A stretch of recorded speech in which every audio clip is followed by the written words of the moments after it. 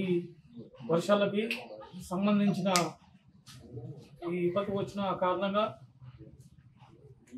ప్రతిపక్షం వాళ్ళు చేసిన విమర్శకి మేము స్పందిస్తూ మేము గత వారం రోజులుగా పద్మావతి రెడ్డి గారు ఎమ్మెల్యే గారు కానివ్వండి, ఉత్తమ్ కుమార్ రెడ్డి గారు కానివ్వండి, ప్రజలతో మమేకమై ప్రతి వీధిలో ప్రతి ఇంటిని చూస్తూ గమనిస్తూ వాళ్ళ యొక్క బాధల్ని వింటూ వాళ్ళకి ఏం చేయాలి, ఏ విధంగా అయితే న్యాయం జరిగితే ఏ విధంగా న్యాయం జరుగుతుందనే ఉద్దేశంతోనే వాళ్ళ యొక్క ఆలోచనలు తీసుకొని ప్రతి విలేజ్కి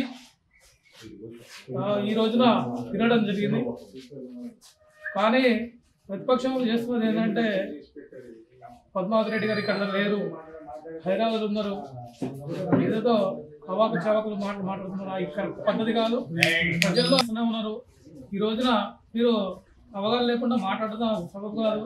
మన కోదాడులో కొన్ని ఇబ్బందికరమైన విషయాల్లో ఈ వద్దలో కొట్టకపోయి ఇద్దరు చనిపోతే వెంటనే వాళ్ళని స్పందించి వాళ్ళకి ఒక 5 లక్షలు ఇవ్వడం జరిగింది. అది అన్ని పేపర్లో వచ్చినాయి, అందరూ చూశారు, ప్రజలందరూ గమనిస్తూ ఉన్నారు. ఎవరు మంచి చనిపోయిన 2 కుటుంబాలకు కూడా 5 లక్షలు ఇవ్వడం జరిగింది. కలెక్టర్ గారు, ఎమ్మెల్యే గారు, అధికారులు అందరూ కలిసి ఇవ్వడం జరిగింది. ఇక కొన్ని విలేజ్లో అయితే ఉదయం టిఫిన్, మధ్యాహ్నం భోజనం, నైట్ భోజనం పెట్టి ఇబ్బంది ఉన్న విలేజ్లో అక్కడ భోజనాలు కూడా అరేంజ్ చేయడం జరిగింది. ఒక 5-6 రోజుల వరకు భోజనాలు కూడా చేయడం జరిగింది. ఇవన్నీ ప్రజలు గమనిస్తూనే ఉన్నారు, అన్నీ చూస్తున్నారు. ఇంత ముందులాగా ఎవరికి ఏం తెలియదు అనుకోవద్దు. ప్రతి విషయంలో కూడా సోషల్ మీడియా ఉంది, ప్రెస్ వాళ్ళు ఉన్నారు. మీరందరూ ప్రతిరోజు ప్రతి వార్తలు ఎక్కడ ఏం జరుగుతుందనేది ప్రజలకి మీ ద్వారా కూడా చేరువవుతున్నాయి.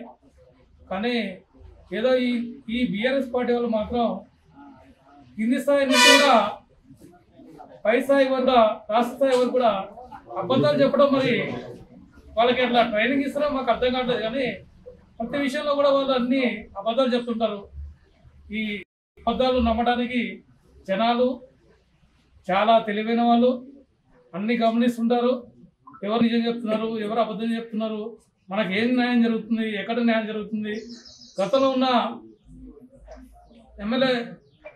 ఎమ్మెల్యేగా 5 సంవత్సరాలు పరిపాలించిన మల్లా యాదవ్ గారు ఈ నియోజకవర్గాన్ని ఏం పట్టించుకోకుండా, డెవలప్ చేయకుండా ఈ రోజున మేడం గారిని ఇలాంటి మాటలు మాట్లాడతాం, పద్మారెడ్డి గారిని ఇలాంటి మాటలు మాట్లాడతాం మంచి పద్ధతి కాదు. డెవలప్మెంట్ ఏదో చేసి చూపిస్తారు. ఈ 8 నెలల్లో ఈ అనంతగిరి మండలానికి ఒకసారి గమనించినట్లయితే తెలుస్తుంది. 64 కోట్ల వీధితో చేయడం జరుగుతుంది. ప్రజెంట్గా ఇప్పుడు ప్రతి విలేజ్లో కూడా సీసీ రోడ్లు కానీ, డ్రైనేజీలు కానీ ముందస్తు జాగ్రత్తతోనే డ్రైనేజ్ కట్టించి ప్రతి విలేజ్లో డ్రైనేజీలు కట్టించి ఇవ్వడం జరిగింది. చివరి వారంలో కురిసిన వర్షాల వల్ల ఈ రాష్ట్రంలో ఎలాంటి పరిస్థితులు ఏర్పడినాయో అందరికీ తెలుసు. అదే దానిలో భాగంగా ఈ యొక్క నియోజకవర్గంలో ఏ విధంగా జల ప్రళయం సృష్టించిందో మనందరికీ తెలిసిన విషయమే. ఎన్నడూ చరిత్రలో కని విని ఎరగని పరిస్థితులు. ఇలాంటి పరిస్థితుల్లో బీఆర్ఎస్ పార్టీగా వారు ఎలాంటి సలహా సూచనలు ఇవ్వాలనో ఇవి అందరికీ తెలిసిన విషయమే. కనీసం ఆ విషయాల విజ్ఞతని మర్చిపోయి వారు రాజకీయ కోణంలో మాత్రమే ఆలోచించి ఉత్తమ్ కుమార్ గారిని గురించి, పద్మావతి గారిని గురించి మాట్లాడటం, వ్యక్తిగతంగా మాట్లాడటం అది సమంజసంగా లేదు. వారు మాట్లాడినవి ఉత్తమ్ కుమార్ రెడ్డి గారు, పద్మావతి గారు ఇక్కడ కన్నబిడ్డలు అని చెప్తున్నారు, హైదరాబాద్ వెళ్తున్నారు అని చెప్తున్నారు.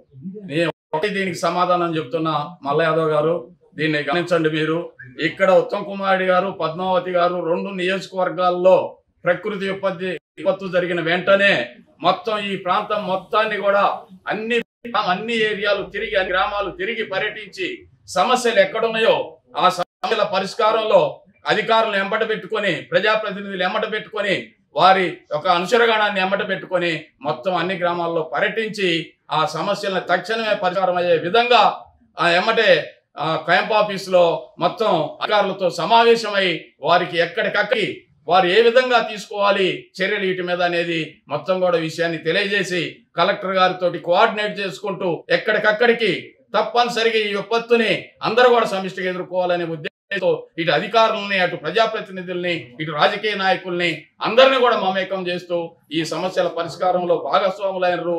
వారు పూర్తిగా కరెంటు విషయంలో కూడా సన్నుపల్లి దగ్గర నుంచి మొదలుకుంటే కృష్ణాపురం, అదేవిధంగా గోండ్రాల ప్రాంతంలో ఎమ్మటి ఎలక్ట్రిసిటీ వాళ్ళని ఈ రాత్రి కల్లా కంప్లీట్ చేయాలి, ఎట్టి పరిస్థితుల్లో మీరు ఏం చేస్తారో నాకు తెలియదని గట్టిగా వారిని ఎలక్ట్రిసిటీ వారికి ఆ యొక్క బాధ్యతలను అప్పగించి తక్షణమే అన్ని ఇళ్లకి, నిరాశ్రయులైన అన్ని ఇళ్లకు కూడా కరెంటు వచ్చే విధంగా చేయటం జరిగింది. ముందు చర్యలు తీసుకోవడం జరిగింది.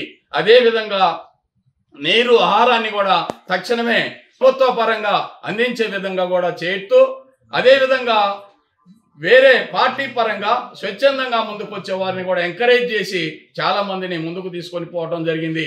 దీనిలో అందరూ కూడా తమ పాత్రను పోషించారని తెలియజేసుకుంటూ, ఎక్కడైనా ఒకటే ఇక్కడ ముఖ్యంగా చెప్పేది, సమస్యల మీద పోరాడతాం ఖచ్చితంగా మేడం గారు, ఉత్తమ్ కుమార్ రెడ్డి గారు ఆధ్వర్యంలో మేము ఖచ్చితంగా మీ అందరం కూడా ఈ యొక్క ప్రజలకి ప్రజా సమస్యలని పరిష్కార మార్గంలో ముందుంటాం అనేది తెలియజేసుకుంటూ, మల్ల యాదవ్ గారు ఇంకొకసారి ఇలాంటి బురద రాజకీయాలు చేయకుండా ఇలాంటి సహేతుకమైన రాజకీయాలు చేయండి తప్ప సహేతుకం కాని రాజకీయాలను మీరు చేయొద్దు అనేది తెలియజేసుకుంటూ ఈ యొక్క పత్రికా ముఖంగా మేము ఖండిస్తున్నాం.